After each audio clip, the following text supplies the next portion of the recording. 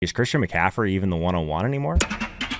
Just 10 games over the past 2 years, Sig. So like my biggest question is this the end for McCaffrey? Like as we know it, this mega stud that's the 101 overall, like the type of volume that he was seeing, like it's going to leave scars, right? Like those are hard miles for these running backs. Yes, and certainly early signs point to that.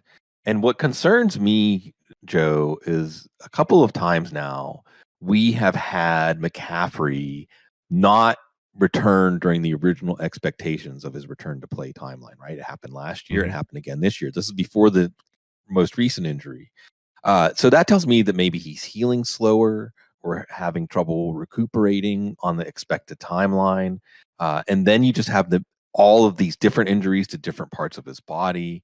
I think it's very possible. And this is something I think that we're in the middle of being able to see the effects, but not necessarily knowing the causes. I know Chip Kelly about 10 years ago when he was getting things going with the Eagles, there was a lot of talk about his program where I don't know what they were using, some sort of math or algorithms to decide exactly when it was right to put a player back in practice, right? And I wonder if we have some room to innovate and to understand better the physiology of players and on a player by player, case by case basis. Because I think that we're seeing, just as an aside, but that fits right into this, Joe, how many times this year, because now we have this new rule of an IR that players can be designated return after 3 games. It's brand new last year, and this year it was kept in. How many times have we seen players miss 3 weeks or more when they're not put on injured reserve? And how many times have we seen players designated to return, but still 2-3 weeks into that 3-week designated return period being in some sort of limbo? And I think what we're seeing maybe is teams aren't that good at estimating when players are going to be back, and they're not that prudent about when they do bring players back. So to bring it all back to Christian McCaffrey, I think that the real culprit here is all of the touches that McCaffrey was getting that weren't affecting the outcome of a game. So here's a thought, all this win probability stuff that we have. How about your key players, your running backs particularly, but also there are probably other players that they could do some sort of quotient of how much punishment they absorb in a game. Yep.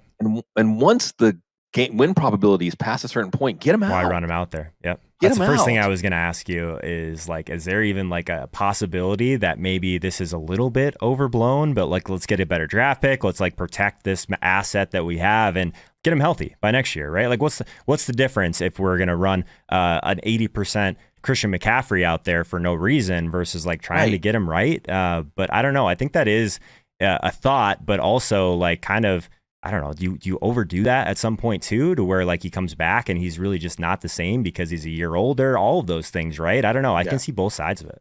Yeah, I think the one thing that maybe teams were doing, and we're just seeing the glaring examples where they're not doing it, and this is where I come back to something I've said a while back, and I know others said it too. Running backs need their own union. Running backs need to have a different pay scale on their rookie contracts because it really is a cannon fodder position. And I think you're seeing a lot of teams just use up a running back on his rookie deal, not sign him to a second deal, and just replenish in the draft. Or as we're seeing this year, there's always someone on the street that's competent. There's always someone on the street that is physically above the threshold and ability-wise, skill-wise above the threshold that you can bring in.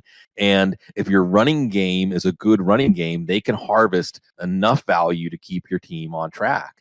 It's these second contracts: Ezekiel Elliott, Todd Gurley, Le'Veon Bell, Christian McCaffrey. Now, Derrick Henry, even though he went down this year, that's a second contract that looks like a success, but that's a very unique. He's the outlier again, Derrick Henry. Right. Yeah. Well, even the outlier because so much of the offense hinges on him. Sure. Look at the state of the Titans offense now. And then the next one's going to be an interesting one here with Nick Chubb. And Nick Chubb is another one where he just meshes so well with how that team wins games on the offensive side of the ball that I'm not going to say it was a bad idea. And I want to see these guys get paid, Joe. I want to see them get rewarded for everything they give their team on these meager rookie contracts. But time after time, it just hits us over the head that these running backs are not physically able to fulfill the expectations on a second contract.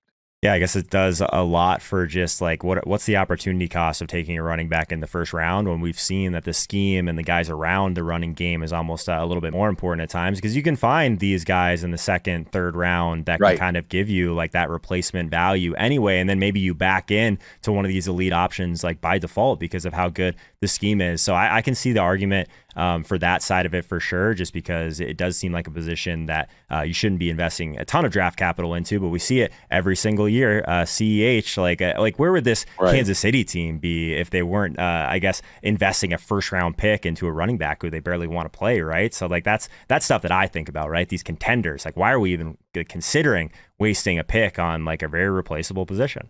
Yeah, the Steelers and Najee Harris also comes to mind.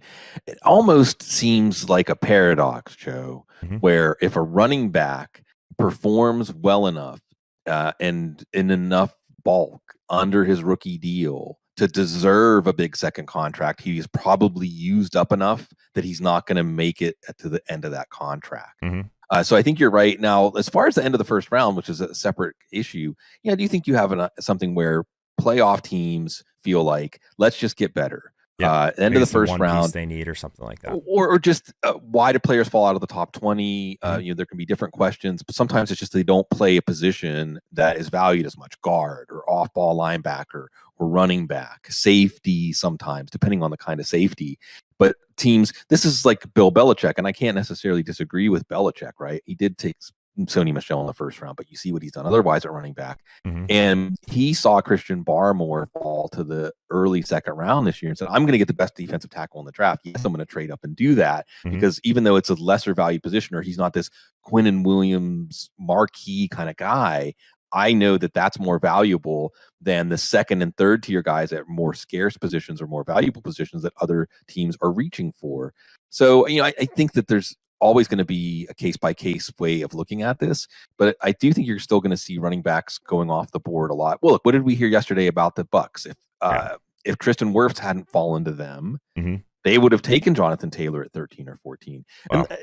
And look, while we're talking about these things, Joe, I think it's also important for people to understand that in the NFL alternate universes, if we knew that all the but for this player falling, or but for this trade being there, or but for this team winning their last game and falling a couple of spots in the draft order, it would be an entirely different NFL. Sure. And so it seems odd to us, but we're looking at things without really understanding. If you thought it was crazy that this happened, an even crazier thing would have happened if it hadn't happened, if that makes any sense. Yeah, no, I get it. And I do have one last kind of question, but I don't want to put you on the spot. But before I get to that, the guy that always comes to mind too, just like an unfortunate situation, is DeMarco Murray, right? The Cowboys just run him into the ground behind that elite offensive line. And then when it's time to get paid, like he's got like all these touches on his back, and he's just, I mean, never really the same for any other spot that he landed. So like that's unfortunate for a guy that really deserved to get paid, right? But the question that I do have for you, Sig, is when we're looking forward even to next year, like is Christian McCaffrey even the 101 anymore? No, he's not the 101. I think here's why he's not the 101. Because everybody's seeing this very visibly, that 2 years in a row. Where's Saquon Barkley going to get drafted too? These are two players that carried with them the promise of being the most valuable player. But so here's a good side-by-side comparison, because these guys are similar. In fact, Cecil likes to bring up, my co-host Cecil Lammy, that Christian McCaffrey, Austin Eckler, and Phillip Lindsay were all Colorado high school football stars at the same time. And look at how differently their careers have gone, right? Sure. Austin Eckler is fulfilling everything we wanted from Christian McCaffrey, but the Chargers are smart enough to not give him 25 carries in a game.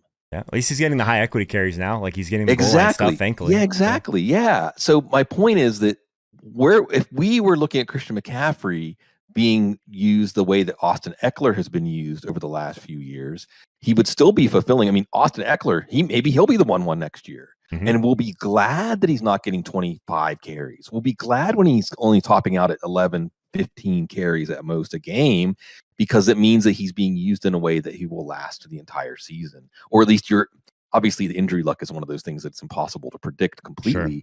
but you can be smart about it. So I just think at this point, McCaffrey, I think he'll still be a first round pick because he's going to get that usage.